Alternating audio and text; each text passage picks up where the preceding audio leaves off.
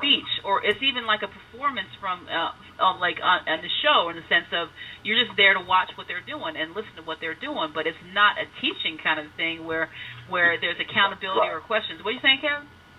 No, I think that Brother Lee raised an important issue about discernment. Mm-hmm.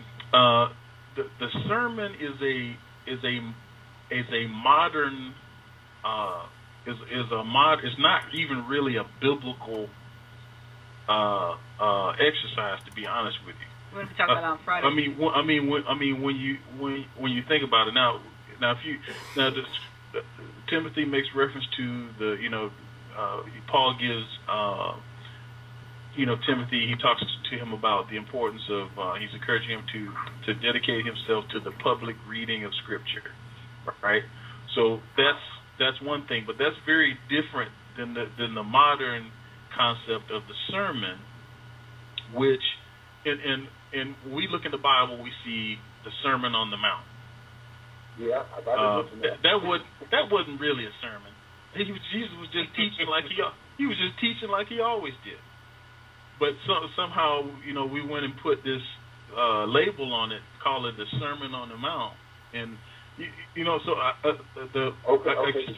guess to kind of wrap up my point is that there are a lot of problems that the sermon, everything about church is built around the Sunday sermon, just pretty much for the most part. That is the draw to a church.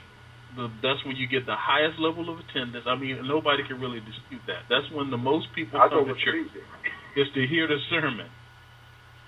So there are a lot of things about the sermon that, there are a lot of problems with that. We might have to spend some more time talking about. Actually, we're going to talk about it on Friday. Yeah, one of the major things is that, it's being, it's called worship. It's not really worship, and it's being called, it's being represented as instruction when it's not instruction. Because in order to have instruction, you got to have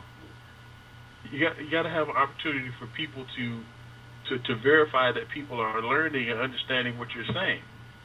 And one of the ways that they do that is with questions. So you have a person who is giving information, nowadays, much of which is not even accurate. but people don't have an opportunity to really get understanding. They just they receive. They're not really participants in their own learning. But I'll leave it there because there's a lot more to talk about on that. But thank you for your call, brother. Yes, thank you. Mm-hmm. Thank you. So, thank you. We had some other people on the queue that we didn't get to. I'm sorry. You can call back if you would still want to be on the show. But that was a really interesting call. But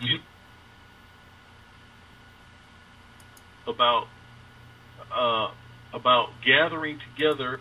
It was supposed to be. You made it that way, right? You made it. See that, and what you're saying. See what I said. See what has happened is we're trying to take a modern concept of things and trying to superimpose it back on the Bible. Like I mentioned earlier about sermons, how the Sermon on the Mount.